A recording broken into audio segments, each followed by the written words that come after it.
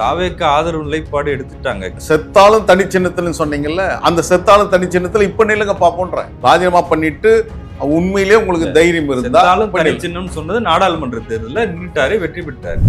என் தந்தை சாதிக்க முடியாது, நீ சாதிச்சிருக்கீங்கன்றார். அப்படின்னா என்ன? திமுகவை என் தந்தை வீழ்த்த நினைத்தார், முடியல, நீங்க வீழ்த்திருக்கீங்கன்னு சொல்லி மகிழ்ச்சியை பரிமாறிகள் தான் நான் பார்க்கிறேன். எனவே ஆழ்மனதில் மக்கள் மனங்களை விஜய் வென்றிருக்காரு, எங்க அப்பாவால முடியல. நடிகர் விஜயோடைய தலைமை ரசிகர் மன்ற தலைவர் மாதிரியே அப்பா மகன் 2 பேரும் பேச ஆரம்பிச்சிட்டு அவங்க ரசிகர்களோட இப்போ விட்டாங்க. இல்ல அப்ப இந்தியா கூட்டணி கூட்டத்துல பங்கெடுத்தார்ல அந்த அம்மா சோனியா காந்தியை என்னென்னலாம் நீங்க திட்டினீங்க சார். இத்தாலியில் பிறந்தவங்க, அவங்க நிறைய வரலாறுலாம் எடுத்து வந்து வச்சு பேசுனீங்கல்ல. டாக்டர் மன்மோகன் சிங் மீது நீங்க அக்யூஸ்டு நீங்க எதுக்கு புத்தகம் போட்டீங்க? புத்தகம் போட்டு நீங்க சிறைக்கு போனீங்க, எதுக்கு போனீங்க? சூடு சொரணை என் மீது துரோகம் பழிய சரியா ஒரு 11 மாசத்துக்கு முன்ன வச்சார். இன்னைக்கு அந்த துரோகம் அவரை சுத்தி வந்து நிக்குது. நீங்க தான் துரோகின்றது இன்னைக்கு தமிழ்நாடு சொல்லுகிறது. திமுக ஆதரவு நிலைப்பாட்டுல இருக்க போறீங்களா இல்ல திமுகலே?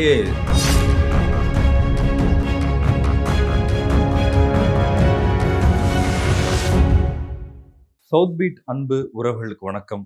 நான் ஃபெலிக்ஸ் இன்பஒளி. இந்த நேர்காணலில் நாம் சந்திக்க இருப்பவர் திராவிட வெற்றி கழகத்தின் தலைவர் திரு மல்லை சத்யா அவர்கள். வணக்கம். வணக்கம்.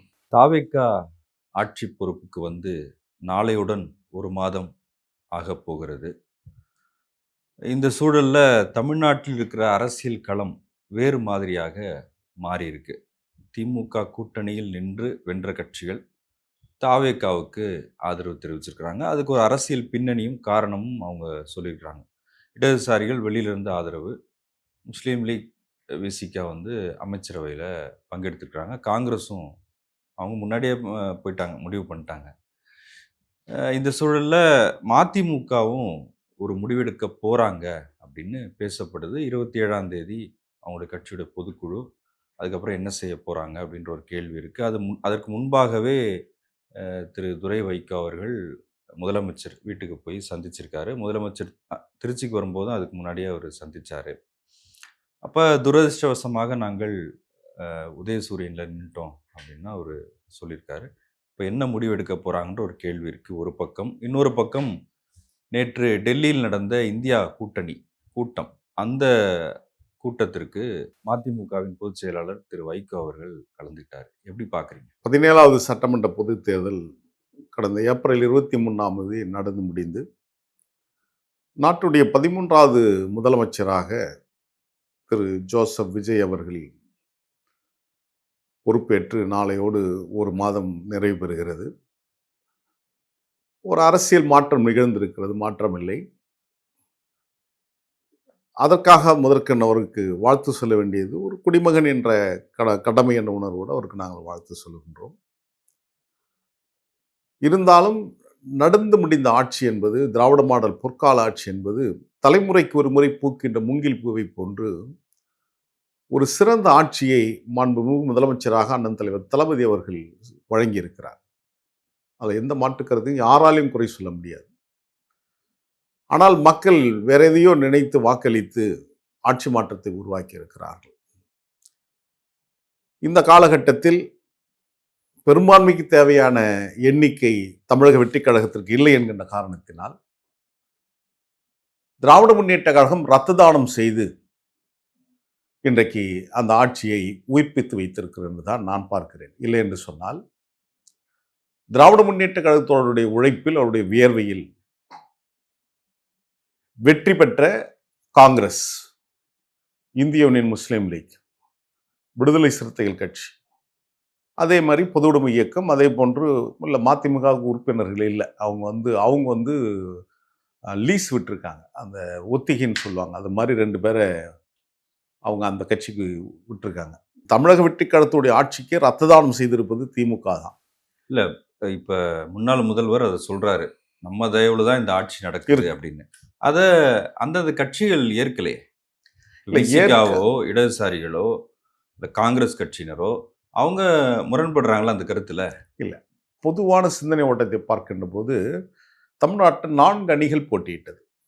2 கூட்டணி, 2 தனித்து நின்றார்கள். ஒன்று திமுக தலைமையிலான மதச்சார்பற்ற முற்போக்கு கூட்டணி, அதிமுக தலைமையிலான என்டிஏ கூட்டணி, நாம் தமிழர் கட்சி சார்பில் தனித்து 234 தொகுதியிலும் வேட்பாளர் நிறுத்தப்பட்டது. அதே போன்று தமிழக வெற்றி கழகம் சார்பில் 233 தொகுதியில் வேட்பாளர் நிறுத்தினார். இந்த 4 முனை போட்டியில் அந்தந்த கட்சியின் சார்பில் வெற்றி பெற்றது. நாம் தமிழர் கட்சி அந்த இடத்திலிருந்து அவர்கள் இல்லை. எனவே இந்த மூன்றில் நீங்கள் பார்க்கின்ற போது 100% தாவேகா தன்னுடைய சொந்த காலில் நின்று வெற்றி பெற்றிருக்கிறது. திமுக அதிமுக கூட்டணி என்பது இது கூட்டணி கட்சிகளால் தான் அந்த வெற்றியை வாய்ப்பை பெற்றிருக்கிறார்கள். இதில் கூடுதலாக நாம் கவனம் செலுத்த வேண்டியது என்னவென்றால், திமுக என்பது ஒரு பலம் வாய்ந்த கட்டமைப்பு கொண்ட ஒரு இயக்கம். கூட்டணி கட்சிகளுக்கு அத்தனை பேருக்குமான பொருளாதார செலவுகள், அந்த குறைந்தபட்ச தேர்தல் செலவுகளுக்கெல்லாம் திமுக தான் செய்தது என்பது நாடறிந்த ஒன்று. எனவே திராவிட முன்னேற்ற கழகம் தாங்கள் வெற்றி பெற வேண்டும், தாங்கள் ஆட்சி அமைக்க வேண்டும் என்ற அந்த கூடுதல் அக்கறையோடு தான் ஒவ்வொருடைய வெற்றிக்கும் அவர்கள் களமாடினார்கள். எனவே அண்ணன் தலைவர் தளபதி அவர்கள் சொன்னதில் எந்த மாற்று கருத்து இடமில்லை. நான் அதை தான் சொல்கிறேன். திமுக ரத்த தானம் செய்துதான் இன்றைக்கு உயிர்ப்போடு தமிழக வெற்றி கழகம் ஆட்சியில் இருக்கிறது என்று சொன்னால் அது திமுகவுடைய தயவில் தான் நடந்து கொண்டிருக்கிறது, மாற்று கருத்து இடமில்லை. இல்ல இப்ப திமுக வெற்றி பெற்ற இடங்கள்லயும் கூட்டணி கட்சிகளோட தயவு இருக்குல்ல? அது மாற்றமே இல்லை. ஆனால் நம்ம சிந்திக்க வேண்டியது என்னன்னா, திமுகவால் கூட்டணிக்கு பலமா அல்ல கூட்டணியால் திமுகவுக்கு பலமா என்று கேட்டால், கூட்டணியால் திமுகவுக்கு பலம்னு கூட்டணி கட்சிகள் நினைப்பாங்கல்ல. கூட்டணியால் தான் திமுக ஆட்சி இழந்திருக்குதுன்னு நான் பார்க்கிறேன். ஏன்னு கேட்டீங்கன்னா, நான் சொன்னேன் இல்லையா, தலைமுறைக்கு ஒரு மூங்கில் பூவை போன்று இந்த நூற்றாண்டுக்கான ஒரு சிறந்த ஆட்சியை அண்ணன் தலைவர் தளபதி அவர்கள் வழங்கியிருக்கிறார். அந்த ஆட்சி தேர்தலுக்கு முன்பாக ஒரு வலுவான கட்டமைப்பு வைத்து மக்களுக்கு தேவையான அனைத்து வசதிகளும் செய்து கொடுத்து தேர்தலை சந்திக்க போகிறார், எதிர்கொள்ளப் போகிறார். 234 தொகுதியிலும் திராவிட முன்னேற்ற கழகம் தனித்து நின்று போட்டியிட்டு இருக்குமே, ஆனால் இந்த நேரம் ஆட்சி அவங்கள தான் இருந்திருக்கும். இல்ல அது எப்படி கூட்டணி இல்லாமலே 108 இடங்கள் தாவேகா ஜெயிச்சிருக்காங்க. ஆமா, அதை விட கூட்டணியோட சந்திச்சுதான் இல்ல, கூட்டணி இல்லாமல் திமுக நின்று இருக்குன்னா பெரும்பான்மை இடத்துல இவங்க வெற்றி பெற்று ஆட்சியை தக்க வச்சிருப்பாங்க. இதுல என்ன செய்தி அப்படின்னா, இல்ல கூட்டணிகளுக்கு குறைவான இடங்கள் தான் ஒதுக்குறாங்க. இல்ல அதுல என்னன்னா, கூட்டணி கட்சியினர் செய்த குழப்படிகள். ஒரு நல்ல நிர்வாகத்தை தந்து மக்களை சந்திக்க போகின்றார்கள். மக்களும் அந்த மைண்ட் செட்டுக்கு வந்துட்டாங்க. ஒரு நல்லாட்சியை தந்திருக்கிறாரு, மாதம் 1000 ரூபாய்ன்றது 2000 ரூபாய் வாங்க இருக்கிறாரு, காலை உணவு திட்டம், இல்லம் தேடி கல்வி, இல்லம் தேடி மருத்துவம், ஏராளமான வளர்ச்சி திட்டங்கள், இவையெல்லாம் தந்து தமிழ்நாட்டை இந்தியாவுடைய 2வது பொருளாதார முன்னேற்றம் அடைந்த மாநிலமாக உருவாக்கி இருக்கின்ற போது, மக்கள் வாக்களிக்க தயாராக இருக்கின்ற போது காங்கிரஸ் செய்த மிகப்பெரிய குழப்பங்கள். ஒவ்வொரு தலைவர் அந்த கட்சியில தொண்டர்கள் எல்லாருமே தலைவர்கள். எனவே தலைவர்கள் செய்த அந்த குழப்பங்கள், இடதுசாரிகள் அந்த கூட்டணி குறித்த அந்த தங்களுக்கு தேவையான இடம் கிடைக்கவில்லை என்பதற்கான அந்த இழுபறி நிலைமைகள். அதே மாதிரி தான் விடுதலை சிறுத்தைகள் அவங்க 10க்கும் மேற்பட்ட தொகுதியில் கேட்டு அவங்க கிடைக்கல என்ற பட்சத்தில் அதற்கான காலதாமதம். மதிமுக சிலர் சிரிப்பார், சிலர் அழுவார், நாங்கள் சிரித்து கொண்டே அழுகிறோம் சொல்லிட்டு அறிவாலய வாசலில் நின்று பேசியது. திடீரென்று வந்த தேமுதிகவுக்கு 10 தொகுதி கொடுத்துட்டாங்க, ஒரு நாடாளுமன்ற உறுப்பினர் கொடுத்துட்டாங்க என்ற இந்த குழப்படியிலேயே கூட்டணி இழுபறி இந்த காலகட்டத்தில் மக்கள் திமுக சைடு ஒரு தவறு இருக்குன்னு சொல்றீங்களா? இல்ல, திமுக இந்த கூட்டணிகளை வைத்திருந்திருக்கூடா நான் நினைச்சிருக்கிறேன். கூட்டணிகளை இருக்கிறவங்க எல்லாம் வாங்க, எங்களோட நிலைமை இதுதான், இந்த இதுக்கு வரைக்கும் தான் வாங்க, இல்லைன்னா நீங்க போங்க அப்படின்னு சொல்லிட்டு துவக்கிலேயே பண்ணிட்டு இருந்தாங்கன்னா 234 தொகுதியில் வேட்பாளர் போட்டிருந்தான், குறைந்தபட்சம் 150க்கு மேற்பட்ட இடங்களில் திமுக வெற்றி பெற்றிருக்கும், ஆட்சி அவங்க கையில் இருந்தது. தப்பு பண்ணிட்டாங்க தான் நான் பார்க்குறேன். ஆட்சிக்கு தாவேகா வந்துருச்சு. மற்ற மாநிலங்களில் நம்ம பாஜக என்ன செய்கிறாங்களோ அதே இன்னைக்கு தமிழ்நாட்டில் நடக்குது. இப்போ அதிமுகவை சேர்ந்த 4 எம்எல்ஏக்கள் ராஜினாமா பண்ணிட்டாங்க. திரு விஜயபாஸ்கரும் திரு சி.வி. சண்முகமும் என்ன முடிவு எடுப்பாங்கன்னு தெரியல. மதிமுகவை சேர்ந்த 2 எம்எல்ஏக்கள் அவங்க என்ன முடிவு எடுக்க போறாங்க? மதிமுகவை சார்ந்த எம்எல்ஏக்கள் இல்லவே இல்லை, இல்லவே இல்லை தான். அவங்க 2 பேரும் திமுக எம்எல்ஏக்கள். திமுக சின்னத்தில் நின்றுக்கலாம். இல்ல, அவங்க திமுகவுடைய உறுப்பினர் ஆகினதுக்கு பின்னால் தான் அந்த சின்னமே அவர்கள் கொடுக்க முடியும். மதிமுகவில் இருந்து மறைமுகமா என்ன சொல்ல ராஜினாமா பண்ணுன்றீங்களா? ராஜினாமா இல்லை, அவங்க திமுக உறுப்பினர். நான் சொல்றேன், அவங்க திமுக உறுப்பினர்கள். சரி, இப்போ நான் கேட்குறேன், உங்க மூலியமாக கேட்குறேன், அந்த 2 பேர் ராஜினாமா பண்ண சொல்லுங்க, வைக்க கூட துரைக்கிட்ட 100% பண்ண மாட்டாங்க 2 பேரும். இந்த வாய்ப்பு தங்களுக்கு இது ஒரு கிடைக்காத ஒரு வாய்ப்பு, இந்த வாய்ப்பு கிடைச்சிருக்குது. இப்ப போய் நாங்க ராஜினாமா பண்ணிட்டு நாங்க திரும்ப புது சின்னத்தில் தாவேக்கு ஆதரவு நிலைப்பாடு எடுத்துட்டாங்க மாதிரி எடுத்துட்டாங்க. தெரியுது. எல்லாம் உண்மை. ஆனால் அவங்க போய் ராஜினாமா பண்ண சொல்லுங்க பார்ப்போம். வைகோ அவர்களையும் துரை அவர்களையும் நான் வந்து ஒரு சேலஞ்சாக வைக்கிறேன். முடியாது அவங்களால. அவங்க 2 பேரும் ராஜினாமா பண்ண மாட்டாங்க. அவங்க உறுதியா இருக்காங்க, ராஜினாமா பண்ணக்கூடாது. சட்டமன்றத்தில் இந்த வாய்ப்பு கிடைக்காது. நீங்க மயிலாடுதுறையில் வந்து சீர்காழி தொகுதி வந்து அண்ணன் தலைவர் தளபதி அவர்களுடைய மாமனார் ஊர் அது. எனவேதான் தலைவர் தளபதி கூட அந்த அம்மா வாக்கு கேட்க போகல. அன்னியார் துர்கா அவர்கள். அவங்க போய் அந்த தொகுதியில் அவங்களே போய் உதயசூரனுக்கு ஓட்டு போடுங்க போய் கேட்டாங்க. வெற்றி அப்படிதான் கிடைச்சது. அதே மாதிரி தான் கடையநல்லூர். ராஜினாமா பண்ணிட்டு புது சின்னத்துல போய் நிக்க சொல்லுங்க பார்ப்போம். இப்ப தாவேக்கா தரப்புல இருந்து சொல்றாங்கல்ல, ராஜினாமா பண்ணாலும் அதே தொகுதியில மீண்டும் விசில் சின்னத்துல அவங்க நிக்கிறதுக்கான வாய்ப்பு எல்லாம் இருக்க போகுது அப்படின்னா, அப்ப திமுக நிக்கலாம்ல. திமுக நிற்பதற்கும் விசில் சின்னத்தில் நிற்பதற்கும் என்ன வேறுபாடுன்னு கேட்கறேன். உங்க சின்னத்தில் அப்படி நிக்க போறது இல்ல. உங்க சின்னத்தில் நீங்க நிக்க போறது இல்ல. செத்தாலும் தனி சின்னத்துல சொன்னீங்கல்ல, அந்த செத்தாலும் தனி சின்னத்துல இப்ப நில்லுங்க பாப்போன்ற. ராஜினாமா பண்ணிட்டு உண்மையிலேயே உங்களுக்கு தைரியம் இருந்தா தனி சின்னம் சொன்னது நாடாளுமன்ற தேர்தலில் நின்றுட்டாரு, வெற்றி பெற்றாரு. இல்ல அந்த தேர்தலுக்கு முன்னாள் வரையிலும் கூட்டணி பேச்சு வரையிலும் நாங்க தனி சின்னத்தில் தான் போட்டிடுவோம்னு சொன்னாங்க. ஏன் நிக்கல? இப்போ நில்லுங்க. உங்களோட நிலம் என்னன்றது நாடு தெரிஞ்சுக்கணும்ல. நீங்க பெரிய பராக்கிரம், பெரிய வீராதி வீரர்கள் நீங்க சொல்லிட்டு வரீங்க. கடையநல்லூர்ல போய் நில்லுங்க, சீர்காழியில் போய் ராஜினாமா பண்ண பார்ப்போம். 2 பேரும் ராஜினாமா பண்ண மாட்டாங்க, அது வேற விஷயம். கட்சி கட்டுப்பாடு. ஆனால் கட்சி கட்டுப்பாடு அவங்களுக்கு சேராது. ஏன்னா அவங்க திமுக முடிவு எடுத்தா தான் அவங்க கதை. இல்லைன்னா இவங்களால ஒன்றும் பண்ண முடியாது. திமுக நிர்பந்திச்சாங்க உதயசூரியன் நிற்க சொல்லி, அது கூட்டணி தர்மமா? நான் என்ன கேட்குறேன்னா, எண்ணிக்கைகள் குறைவாக வருகிறது என்கின்ற போது பொது உடைமை இயக்கங்கள் வந்து தங்களோட கட்சியுடைய அந்த பேரன் பாடி இருக்காங்கல்ல, அதை கூப்பிட்டு தான் அவங்க முடிவு எடுக்கிறாங்க ஒவ்வொரு சூழல்லையும். மதிமுக வருகின்ற 27ஆம் தேதி நாங்கள் பொதுக்குழு கூட்டி நாங்கள் முடிவெடுக்க போகிறோம், இனி தனி சின்னத்தில் தான் நிற்கும், நாங்கள் தீர்மானம் நிறைவேற்றுவோம் வாய்க்கீழே பேசுறாருல துரை. இப்போ நிர்பந்திச்சாங்க எங்களை திமுக சின்னத்தை நிற்க சொல்லி திமுக சொல்லுகிறது என்கின்ற போது தந்தை மகன் 2 பேருமே முடிவெடுத்து போய் ஏன் கையெழுத்து போட்டு வந்தீங்க? அன்னைக்கே நீங்கள் பொதுக்குழு கூட்டணும், நீங்கள் முடிவெடுக்கல. அன்னைக்கு பொதுக்குழு கூட்டி முடிவெடுங்க.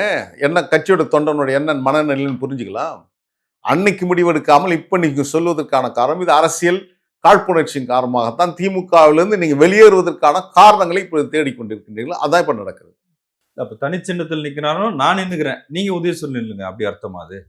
தனிச்சின்னத்தில் நான் நிற்பதற்கான காரணம் அவர் வந்து மதிமுகவில் ஒரு அரசியல் அதிகார மையம் வரணும்னு அவர் நினைக்கிறார். வேறு ஒரு தனி சின்னத்தில் நின்று அங்க வெற்றி பெற்றாங்கன்னா அவங்க மதிமுகவில் ஒரு அதிகார மையமா உருவாயிடுவாங்க. அந்த அதிகார மையம் வந்துவிடக்கூடாது என்ற அந்த தொலைநோக்கு பார்வையில தான் துரை வந்து இப்பவும் வந்து உதயசூரியன் நின்னதுக்கு சம்மதிச்சாங்கன்னு தான் நான் பாக்குறேன். இப்ப துரதிருஷ்டவசம்னு சொன்னது துரதிருஷ்டன்றது வந்து தாவேக்காவுக்கு போக முடியலையே, தாவேக்கா வெற்றி பெற்றுச்சு. நீங்க இப்ப கூட போக முடியும்ன்றாரு, பொதுக்குழு கூடி முடிவெடுத்தா இப்ப கூட நாங்க ஆதரவு தர முடியும். அதுல எந்த மாற்று கருத்துமே இல்லையே. ஏன்னா அவங்க கிட்ட எம்எல்ஏ கிடையாது, அவங்க கட்சி, அவ்வளவுதான் போய் ஆதரவு தெரிவிக்கலாம். நீங்க மாண்புமிகு முதலமைச்சர் வந்து விஜய் வந்து எல்லார் வீட்லையும் போய் பார்த்து மரியாதை செலுத்துறாரு. அந்த விதத்துல அண்ணா நகர் இல்லத்துக்கு வைகோ வீட்டுக்கும் போறாரு. வைகோ வீட்டுக்கு போகின்ற போது அவருக்கு பண்டாட்டை அணிவிச்சு மலர் மாலை அணிவித்து ஒரு பூர்ண கும்ப மரியாதை கொடுத்து வீட்டுக்குள்ள எடுத்துன்னு போயிட்டு அவருக்கு உட்கார வச்சு வீட்டில் இவங்கெல்லாம் காட்டி மகளிர் அணியை காட்டி இவங்கெல்லாம் விசில் சின்னத்துக்கு தான் ஓட்டு போடுறேன்னு சொல்கின்ற ஒரு வெட்கக்கேடான நிலைமை வேற எந்த கட்சியிலேயே அது இருக்குமா? இது சொன்னது மகன் திமுக. அதோடு இல்லாமல் துரை அங்க பேசினார். அவரே சொல்றாரு, என் தந்தை சாதிக்க முடியாது, நீ சாதிச்சிருக்கீங்கன்றார். அப்படின்னா என்ன? திமுகவை என் தந்தை வீழ்த்த நினைத்தார், முடியல, நீங்க வீழ்த்திருக்கீங்கன்னு சொல்லி மகிழ்ச்சியை பரிமாறுகிறது தான் நான் பாக்குறேன். எனவே ஆழ்மனதில் மக்கள் மனங்களை விஜய் வென்றிருக்காரு, எங்க அப்பாவால முடியல, அது அப்படி கூட இருக்கலாம்ல. இல்ல, இவர் முயற்சி எடுத்தாரு, பல முறை முயற்சி எடுத்து திமுகவை இல்லாம பண்ணணும், கூட்டணியில போய் கையெழுத்து போட்டு வந்து விலகினவர். கொடா காலத்துல ஆதரவாக இருந்து 1,10,00,000 பேர் கையெழுத்து போடுவதற்கு துணையாக இருந்து பட்டினி போராட்டங்கள் நடத்தி ஆர்ப்பாட்டங்களுக்கு துணை இருந்து அவருடைய விடுதலைக்காக பாடுபட்டு கூட இருந்தது. அந்த திமுக விட்டு நீங்க அதிமுக கூட்டணிக்கு போனீங்க. உங்களுடைய நம்பகத்தன்மை, கிரெடிபிலிட்டி மொத்தமா தரைமட்டமா போனது. அன்னைக்கு விழுந்த அந்த நம்பகத்தன்மை இன்ன வரையிலும் உங்களால் மீட்க முடியாது, இனி உங்களால் எந்த காலத்திலும் மீட்க முடியாது. அப்போ திமுகவை பழிவாங்கணுன்ற ஒரே எண்ணத்தோடு தான் நீங்க வந்து 2001 நடந்தீங்க, 2006 சட்டமன்ற தேர்தல் அது மாதிரி நடந்தீங்க, 2016 மக்கள் நல கூட்டணி உருவாக்குனது அதே காரணங்கள் தான். இப்பொழுது நீங்க வெளியேற போகணுன்றதுக்கான காரணம் இப்போ அதிகாரத்தில் இல்லை திமுக, இந்த நேரத்தில் நம்ம போய் நம்ம பலப்படுத்தினாதான் உண்டுன்னு சொல்லிட்டு நீங்க தாவேக்கா பக்கம் போறீங்க. தாவேக்கா உங்களை யாரு என்னன்றது நிச்சயமா உணர்ந்திருப்பாங்கன்னு நான் நினைக்கிறேன். ஏற்கனவே சொல்லியிருக்கிறோம். இருந்தாலும் புரிந்து கொள்ள வேண்டும் என்று தான் திமுக என்னுடைய பார்வை. அதிகாரத்துல இல்ல. தாவேக்கா அதிகாரத்துல இருக்கிறாங்க. அங்க போனா நம்ம வந்து அந்த அந்த அதிகாரத்துல பங்கெடுக்க முடியும் பயன்படுத்திக்கலாம்னு அப்படின்றதுல நினைக்கிறேன். இல்ல ஆமா. அது எல்லா கட்சியும் நினைக்கிறாங்கல்ல. காங்கிரஸ் நினைக்கிறாங்க, விசிக நினைக்கிறாங்க, முஸ்லீம் லீக் நினைக்கிறாங்க. அத மதிமுக மட்டும் ஏன் நினைக்க கூடாதுன்னு நினைக்கிறீங்க? அதில் என்னன்னா, அன்னைக்கு கூட ஊடகத்திட்ட கேட்கும்போது, பத்திரிக்கையாளர் கேட்கும்போது சொல்றாரு, "எங்களை வந்து காங்கிரசுடன் ஒப்பிடாதீர்கள். எங்களை விசிகாவுடன் ஒப்பிடாதீர்கள்" என்று சொல்லுகிறது உண்மையாக இருக்குமேயானால், நீங்க வந்து திராவிட இயக்கத்த ம திராவிட ஸ்டாக்ன்னு சொல்வதற்கு உங்களுக்கு என்ன தகுதி இருக்குது? நாங்க திராவிட இயக்கத்தினவர்கள். எனவே நாங்கள் திராவிட இயக்கத்தை பாதுகாப்பதற்கு தான் நாங்க வந்து இப்போ திமுகவோட இருக்கிறோம்னு நீங்க சொன்னது உண்மைன்னா, இப்ப நீங்க அது பிரகாரம் நீங்க நடந்திருக்கணும். ஏன் நடக்கல? உங்களுக்கு நீங்க சொன்னீங்கல்ல, எனக்கு மந்திரி பதவி குடுக்க வந்தாங்க. நான் அத எதிர்பார்க்கல. நான் என்னுடைய சகாக்களுக்கு நான் அந்த இடத்த விட்டு குடுத்தேன் அப்படின்னு நீங்க சொல்றீங்கல்ல. இப்ப ஏன் ஓட நினைக்கிறீங்க? ஓட நினைப்பதற்கான காரணம் திமுக வெற்றி வாய்ப்பு இழந்திருக்குது. ஒருவேளை இந்த நேரத்துல நம்ம வந்து இவங்கள இதுதான் சந்தர்ப்பம்னு சொல்லி அவங்கள வீழ்த்தணும்னு நீங்க எதிர்த்தல் கை கொடுக்குறீங்கன்னா, உங்களுடைய பொய்முகம், உங்களுடைய வேடம் கலைந்து போயிருக்கு. இல்ல ஆர்கே நகர் இடைத்தேர்தல்ல இந்த கூட்டணி அமைஞ்சது. மதசார்பற்ற முற்போக்கு கூட்டணி. அந்த கூட்டத்தில் ஆர்கே நகர்ல பேசும்போது திரு வைகோ அவர்கள் சொன்னாரு, முதலமைச்சர் ஆக்காமல் விடமாட்டேன் ஸ்டாலினைன்னு. ஸ்டாலின் முதலமைச்சர் ஆக்குனார்ல. அவர்தான் ஆக்குனாரு. அவங்க கிட்ட இருக்கிற அந்த வாக்கு வங்கி அப்படியே ஒரு 20-25% வாக்கு. கூட்டணி ரொம்ப முக்கியமானதுன்னு கருதுறீங்கல்ல? இல்ல. நான் என்ன சொல்றேன்னா, திமுக இவங்களை விரும்பி ஏற்றுக்கொள்ளவில்லை. மதிமுகவை. மதிமுகவுக்கு வந்து இனி போக்கிடம் இல்லை என்ற ஒரு சூழல் மக்கள் நல கூட்டணிக்கு பின்னால் வந்தது. வெற்றிடம் உருவாச்சு. இனி பள்ளத்தாக்கில் தான் விழணும்னு நிலைமை உருவானது. இப்ப எங்க போய் நிற்கிறது என்று பார்க்கின்ற போதுதான் அவருக்கு கிடைத்த அஸ்திரம் வந்து திராவிட இயக்கத்தை பாதுகாக்கணும். திராவிட இயக்கத்தை பாதுகாக்கணும்னு சொல்லிட்டு திமுக தலைவரான தலைவர் தளபதி கிட்ட போய் கைப்பிடிக்கணும்னு போறீங்க. அவர் உங்களை நம்ப தயாராக இல்லை. இருந்தாலும் விட்ட குறை தொட்ட குறைன்ற மாதிரி உங்களை நம்ப வேண்டிய சூழல் உருவாச்சு. காரணம் நீங்க சிறந்த நடிகர் என்பது அவருக்கு தெரியாது. எனவே தான் மதுரை விமான நிலையத்தில் போய் நீங்க காத்திருந்து அவரை சந்திச்சீங்க. கோயம்புத்தூர் மாநிலத்தை போய் காத்திருந்து சந்திச்சு அவர் கையை பிடிச்சி கெஞ்சி, நான் உங்க கூட கூட்டணியில் நீடிக்கிறேன், எந்த எதிர்பார்ப்பும் இல்லை, நிபந்தனை இல்லை, அன்கண்டிஷனலி நான் உங்களை சப்போர்ட் பண்றேன்னு சொல்லி திமுகவுக்கு நீங்க வந்தீங்க கூட்டணிக்கு. ஆனால் அதுக்கப்புறம் நீங்க டிமாண்ட் பண்ணீங்க, அது வேற விஷயம். ஆனால் அந்த நிலைமையில தான் அவங்களை ஏத்துக்கிட்டாங்க. ஒண்ணுமே இல்லாத உங்களுக்கு வந்து ஒரு வடிவம் கொடுத்தது திமுக. உங்களை ராஜ்யசபா ஏற்கனவே 3 முறை 18 ஆண்டுகள் நீங்க வந்து ராஜ்யசபாவுக்கு போனவரை மீண்டும் ஒரு முறை ராஜ்யசபாவுக்கு அனுப்புறாங்க. 24 ஆண்டுகள். அதுக்கப்புறம் 5 ஆண்டுகள். மொத்தம் 29 ஆண்டுகள். அந்த துரதிர்ஷ்டம் தான் உங்களை வந்து ராஜ்யசபா நாடாளுமன்றத்துக்கு அனுப்பிச்சு. இப்போ உங்க பையன் 5 ஆண்டுகளுக்கு நாடாளுமன்றத்துக்கு போறாருன்னா, நீங்க சொல்ற அந்த துரதிர்ஷ்டம் தான் உங்களை அனுப்பிச்சு. எனவே திமுகவை வீழ்த்தணுன்ற மைண்ட் செட்டில் அந்த மனநிலையில் இருக்கிற வைகோ அந்த சந்தர்ப்பத்துக்காக காத்து கொண்டிருந்தார்.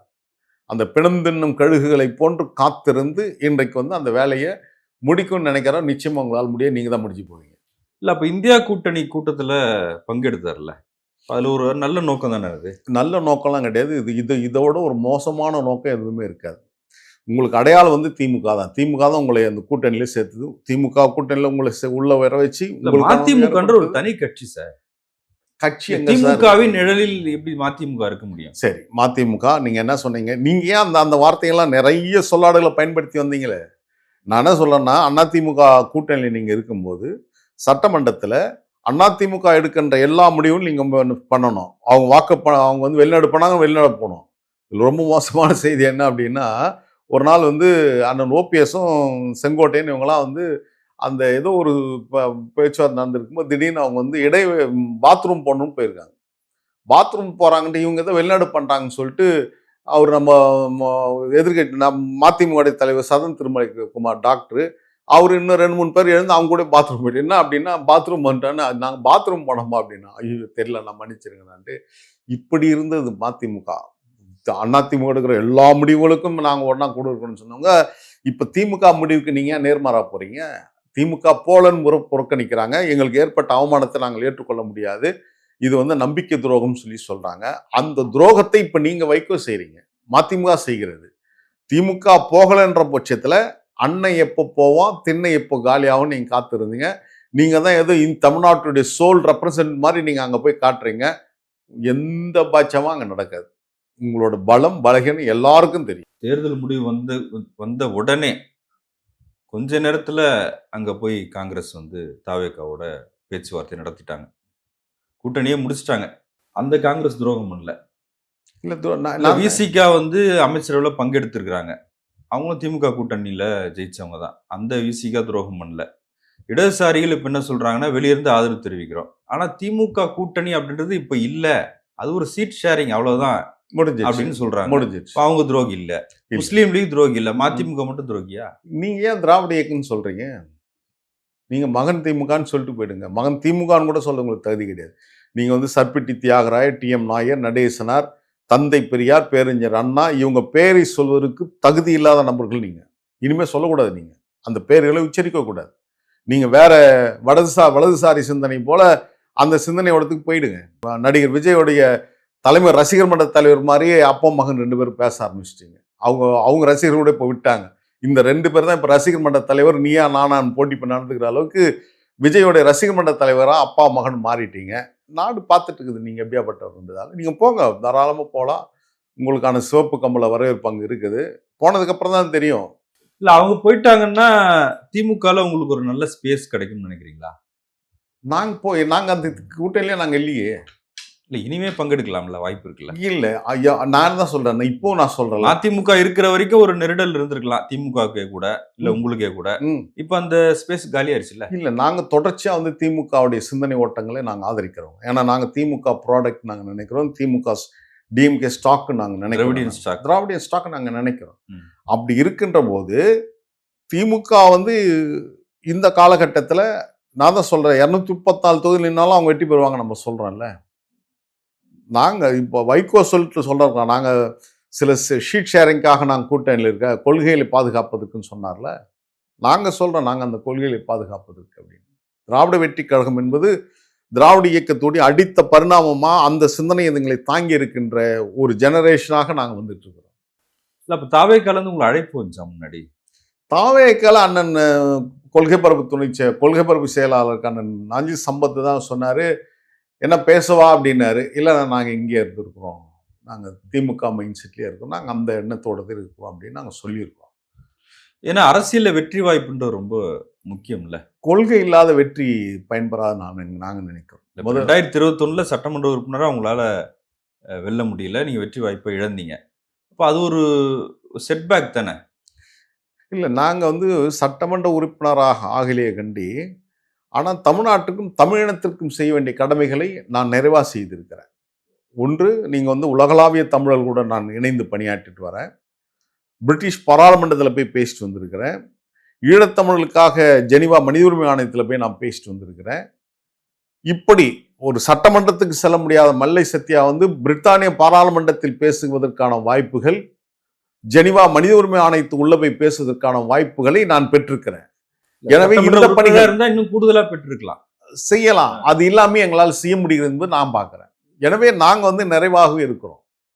இதை கடந்து இன்னும் நிறைய பணிகள் இருக்கு. அந்த பணிகள் நாங்க செய்யணும்னு நாங்க நினைக்கிறோம். அந்த பணிகள் நாங்க தொடர்ச்சியா செய்வோம். ஆனால் எண்ணன்றி கொண்டாருக்கும் உய்வுண்டாம் உய்வில்லை செய்நன்றி கொண்ட மகருக்கு அது மதிமுக வைகோவுக்கு தான் பொருந்தும்.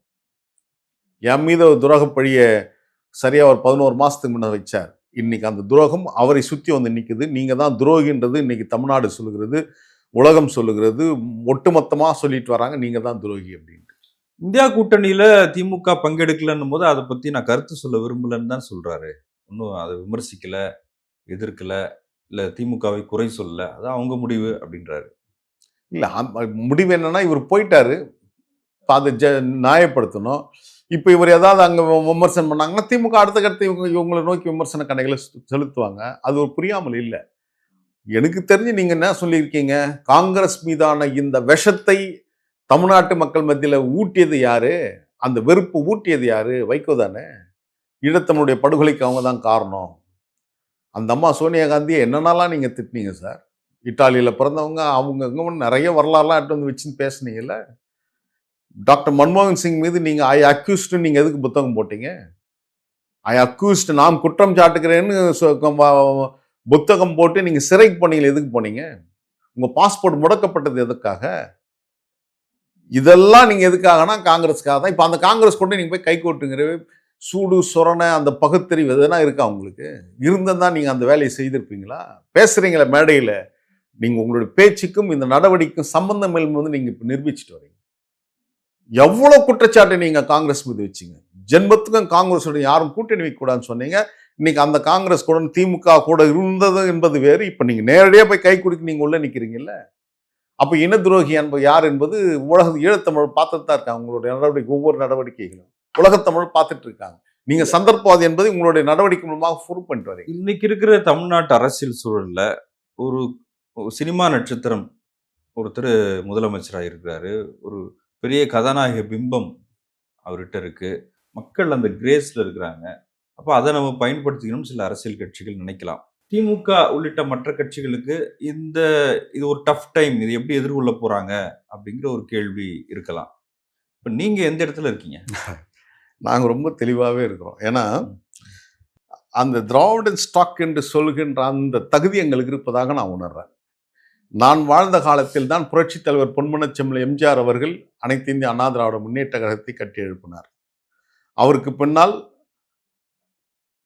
நடிகர் தினம் சிவாஜி கணேசன் தமிழக முன்னேற்ற முன்னணியை உருவாக்கினார். புரட்சித் தலைவர் எம்ஜிஆருக்கு பின்னால் அம்மையார் ஜெயலலிதா திரைத்தாரகை 100 திரைப்படங்களுக்கு மேல் வெற்றி சாதனை படைத்த திரைத்தாரகை அம்மையார் ஜெயலலிதா அவர்கள் அதிமுக தலைமை ஏற்றார்கள். அவருக்கு பின்னால் உலகநாயகன் கமலஹாசன் கட்சியை கட்டி அமைத்தார், மக்கள் நீதி மையம். புரட்சி கலைஞர் நான் பெரிதும் மதிக்கின்ற என் மீது அபாரமான ஒரு நட்பை நேசத்தை தந்த புரட்சி கலைஞர் கேப்டன் விஜயகாந்த் அவர்கள் தேசிய முற்போக்கு திராவிட கழகத்தை உருவாக்கினார். சுப்ரீம் ஸ்டார் சரத்குமார் கட்சியை துவக்கினார். லட்சிய திமுகன்னு சொல்லி டி ராஜன் துவக்கினார். இப்படி எண்ணற்ற திரை நட்சத்திரங்கள் கட்சி துவங்கிய போதும் எங்களுடைய ஈர்ப்பு அங்கே போல. ஏன்னா நாங்கள் திரை அந்த ஈர்ப்பு கிடையாது. நாங்கள் கொள்கை ரீதியாக வார்ப்பிக்கப்பட்டவங்க. எனவே அந்த கொள்கை ரீதியாக நாங்கள் நிற்கணும்னு நினைக்கிறோம். எனவே தான் விஜய் மீது எங்களுக்கு ஈர்ப்பு இல்லை. அவர் வந்திருக்கிறார், அரசியலில் ஒரு மாற்றத்தை உருவாக்கியிருக்கிறார். அதெல்லாம் நான் எந்த குறையும் சொல்லலை. ஆனால் வெற்றி பெற்று வந்தவர்கள் எந்த அளவுக்கு இந்த தமிழ்நாட்டை வளர்ச்சி பாதை கொண்டு போவாங்கன்ற கேள்வி எழுந்திருக்கிறது. எனக்கு தெரிஞ்சு இப்பவே ஒரு 4-5 ஆண்டுகள் தமிழ்நாடு பின்னோக்கி போயிடுவதான் நான் நினைக்கிறேன். திமுகவை மீண்டும் ஆட்சிக்கு வந்திருக்குமே ஆனால் அந்த அரசு இயந்திரம் முன்னை காட்டில் வேகமாக போயிருக்கும். தமிழ்நாடு இந்தியாவில் முதல் மாநிலமாக வந்திருக்கும். இப்போ நீங்க வந்ததால தமிழ் தாழ்வாழ்த்து 3ஆக பாடப்பட்டிருக்கிறது. இனி என்னென்னலாம் திட்டங்களை மத்திய அரசாங்கம் செய்ய நினைக்கிறதோ அதையெல்லாம் நீங்க செய்வதற்கு ஆட்படுவீர்கள். அதற்கு விஜய் ரசிகர் மன்றத்துடைய தலைவர் வைகோ, துரை போன்றவர்கள்லாம் உங்களுக்கு பக்கவாதியம் வாசிப்பாங்க. அவங்க சொல்றதுன்னு ஆயம். ஏன்னா குதிரை பேரம் சொல்கின்ற போது எப்போ நடந்த 2009 நடந்த அந்த கம்பம் ராமகிருஷ்ணன் போனது நீங்க எட்டு வந்து நீங்க காட்டுகிறீர்கள்னா நீங்க நிறைய கதை வசனம்லாம் எழுதி வச்சிருப்பார் வைகோ. திமுக அது சொன்னா இது சொல்லணும்ட்டு. ஆனால் இதை எதையும் நாட்டு மக்கள் நம்ப தயாராக இருக்கல. ஆனால் நீங்க அந்த நிலைமைக்கு போவீங்க. எச்சரிக்கையா இருக்கணும். மத்திய அரசாங்கத்தை விட தமிழக வெற்றி கழகம் எச்சரிக்கையா இருக்கணும். இந்த உங்க கூட இருக்க அணி சேர்ந்து இருக்கணும்ட்டு நீங்க எச்சரிக்கை. நானும் தமிழ்நாடு ஃபுல்லா நம்ம பயணம் செய்கிறோம். விஜய் சோலோவாக வெற்றி பெற்றிருந்தால் அவர் ஆட்சி நல்லா இருந்திருக்கும். இப்ப கூட்டணி வந்திருக்கும் போது எங்களுக்கு ஒரு பயம் இருக்கு, அச்சம் இருக்கிறது. தவறுகள் நடப்பதற்கான வாய்ப்புகள் இருக்குதுன்னு மக்கள் பேசுறான். தொழிலதிபர் பேசுறான். இதெல்லாம் அவங்க எப்படி கடக்க போறாங்கன்னு எனக்கு தெரியல. நீங்க தந்திருக்கின்ற வாக்குறுதிகள், இந்த வாக்குறுதியெல்லாம் நீங்க நிறைவேற்றுவதற்கு எவ்வளவு நாள் ஆகும்னு எனக்கு தெரியாது. இதே போல பொருளாதாரத்தை சமநிலை கொண்டு வருவதற்கு எவ்வளவு நாள் ஆகும்னு தெரியாது. எனவே இதையெல்லாம் மீட்டுருவாக்கம் செய்து ஒரு நல்லாட்சி வருகின்ற போது இந்த கூட்டணி இருக்கிறவங்கலாம் என்ன உங்களை எங்க நிக்க வைக்கப்பான்னு எனக்கு தெரியாது. திமுக ஆதரவு நிலைப்பாட்டில் இருக்க போறீங்களா இல்ல திமுகலேயே சேர்ற ஐடியா இருக்கா? சில செய்திகள்லாம் வருது. இல்ல அது என்னன்னா நம்ம தோழர்கள் யாரோ ஒருத்தர் 3 பேர் போட்டிருந்தாங்க 28ஆம் தேதி மல்லை சத்யா திமுகவில் சேர்கிறார் என்று. அது வேற ஒன்றும் காரணம் 27ஆம் தேதி திமுக கூட்டணியிலிருந்து விலகும். அப்போ மல்லை சத்யா வந்து திமுக கூட்டணியில் போவாரு என்பதாக தான் அவங்க சொல்றாங்க. நாங்க ஒரு இயக்கத்தை கட்டி அமைச்சிட்டோம். இப்போ என் கூட பல்வேறுபட்ட பல சிந்தனை ஓட்டம் கொண்டவர்கள் எங்கூட இருக்கிறாங்க. பல்வேறு ஐடியாலஜிஸ்ட்னு சொல்லுகின்ற விதத்தில் அவங்கெல்லாம் இன்னைக்கு எங்க கூட இயங்கிட்டு இருக்காங்க. இப்போ நாங்கள் எல்லாம் ஒன்றா இருந்து ஒருவரை ஆதரிப்பது என்பது வேறு, மல்லை சத்யா தனியாக போய் நிற்பது என்பது வேறு.